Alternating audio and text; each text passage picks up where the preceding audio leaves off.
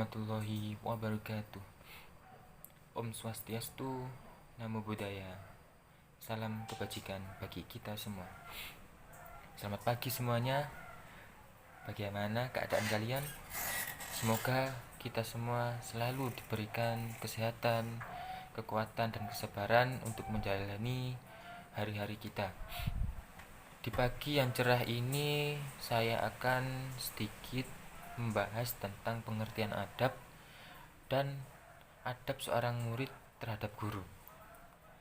Simak video saya sampai akhir. Semoga dapat menambah wawasan keilmuan dan menjadikan inspirasi bagi kalian semua. Langsung saja, selamat menikmati video berikut ini.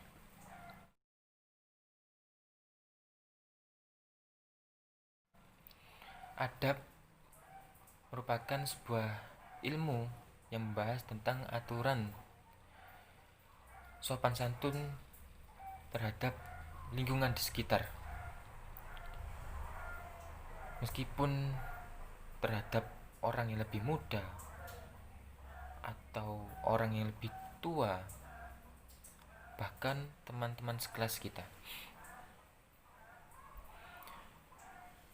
Adab lebih penting daripada ilmu yang lainnya.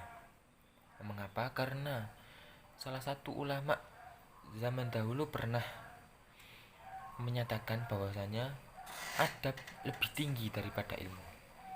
Maksud dari pendapat tersebut yaitu, sebelum kita mencari ilmu-ilmu yang lain, hendaknya kita mempelajari ilmu tentang adab.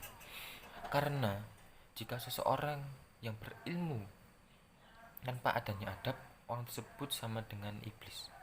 Dalam artian akan selalu menganggap bahwa dirinya ini paling benar, selalu menyalahkan orang lain, tidak setuju dengan pendapat orang lain, dan menganggap bahwa pendapat orang lain itu selalu salah.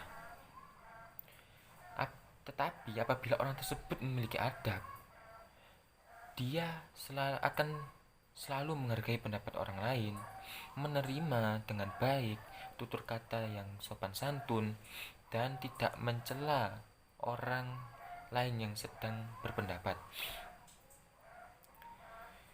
Adab dan ilmu selalu beriringan, karena ilmu tanpa adab, hidupnya tidak akan diberikan barokah oleh Tuhan. Sedangkan orang yang beradab, pasti dia memiliki ilmu yang tinggi dan akan diberikan barokah oleh Tuhan di dunia atau mungkin kelak di akhirat.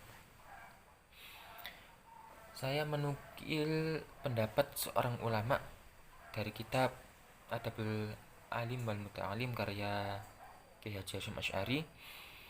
Di situ ada pendapat yang menarik, yaitu jadikan ilmumu seperti garam dan adabmu seperti tepung. Pendapat tersebut memiliki makna filsafat yang cukup dalam.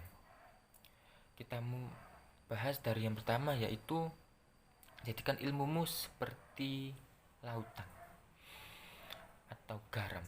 Garam berasal dari lautan, sehingga kita disuruh untuk mencari ilmu seluas-luasnya, sebanyak-banyaknya. Tidak hanya memahami satu disiplin keilmuan saja, tapi mencoba untuk memahami seluruh ilmu yang ada di dunia ini. Dan yang kedua, yaitu jadikan adabmu seperti tepung. Kalau kita lihat dari tepung, sifat tepung yaitu memiliki sifat yang lembut.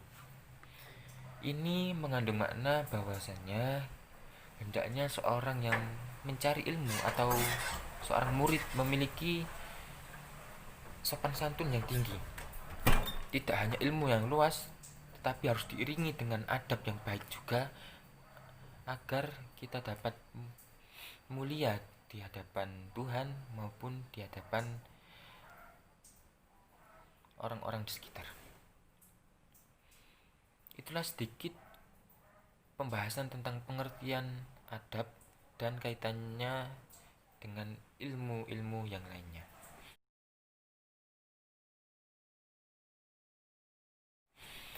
Pembahasan kita selanjutnya yaitu mengenai adab seorang murid terhadap guru. Sebetulnya ada banyak sekali adab atau etika yang harus dilakukan oleh seorang murid terhadap guru. Namun pada kesempatan kali ini saya akan sedikit saja menyampaikan untuk mempersingkat waktu. Di sini saya membagi dua, yaitu adab ketika di dalam kelas dan adab ketika di luar kelas. Saya akan membahas tentang adab di luar kelas terlebih dahulu.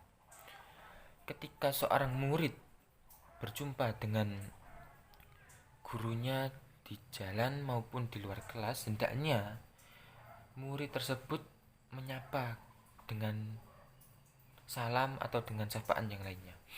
Seperti contoh, saya bertemu dengan guru saya ketika di jalan raya. Assalamualaikum Pak, bagaimana kabarnya? Nah, ini merupakan salah satu adab seorang murid untuk menghargai jasa-jasa gurunya yang telah mengajarkan ilmu-ilmu sehingga kita dapat meraih kebahagiaan di dunia dan di akhirat. Adab di luar kelas yang selanjutnya yaitu hendaknya seorang murid tidak menggunjing kesalahan yang dilakukan oleh guru dalam penyampaian maupun pendapat yang diutarakan oleh guru. Ini hal yang sering terjadi di kalangan siswa atau bahkan hampir menjadi adat. Apabila ketika seorang guru melakukan kesalahan sedikit saja, pasti sudah menjadi bahan pembicaraan yang jelek oleh murid-murid peserta didiknya.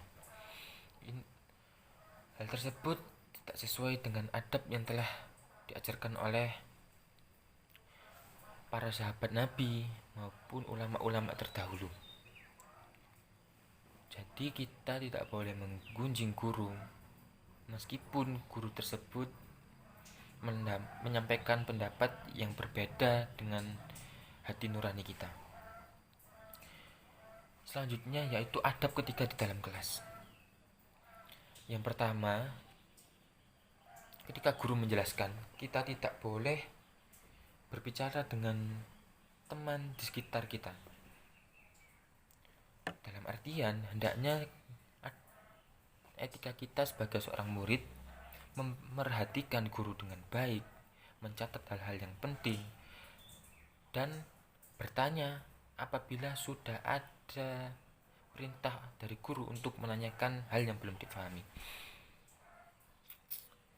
Itulah beberapa hal yang dapat saya sampaikan. Jadi sebagai seorang murid, hendaknya kita selalu berusaha untuk berprasangka baik, selalu menerapkan petuah-petuah yang diucapkan oleh guru, tidak membantah perintah guru untuk melakukan kebaikan, dan menghargai perbedaan pendapat antara guru dengan hati nurani kita.